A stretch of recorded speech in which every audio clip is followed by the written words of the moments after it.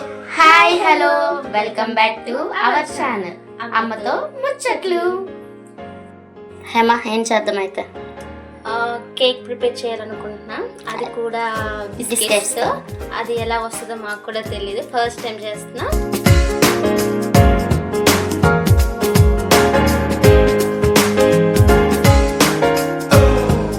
ఏమిటో ఏమిటో ఏమిటో మెల్లగా లాగుతుంది ఏదో, కంటితో చూడలేనంత సన్నతీగతో.